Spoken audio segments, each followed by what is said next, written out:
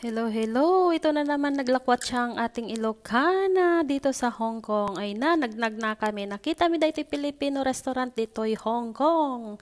Umay kayo, unagan tayo ta, pantayo manganan. Ito nga, para sa iba na maintindihan ng lahat.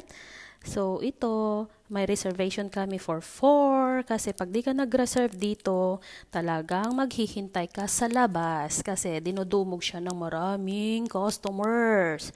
Hindi lang Filipino ang kumakain dito, pati na rin ang mga lokal, mga foreigner.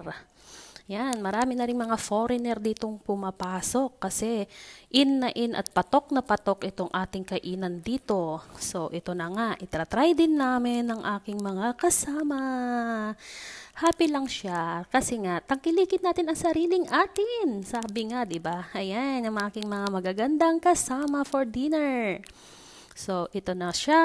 Dumating ng aming ibang order at share lang kami talaga. Kasi, masarap ang kumain kapag may salo-salo, di ba? Kapag may kasamang kumain.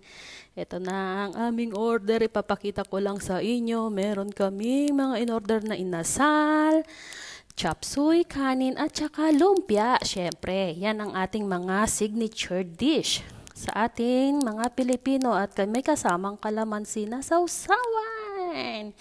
Ay naapo, ganado kami nga mangan dati sili na George nagimasen ti manganen. Dagur ure jawar. Sorry da agure da tamangan kami pay. Agure ka, naimas ato no imaan ta subok mampay. Nagimasen. Oh my goodness, it's so yummy. Must try this one dito sa Hong Kong.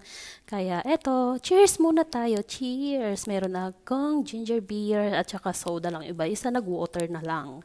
So ito, enjoyin lang natin bago natin tapusin ang ating dinner. So ito na siya, final glance bago tayo magbayad. Handa tayo nga tiliwan apo.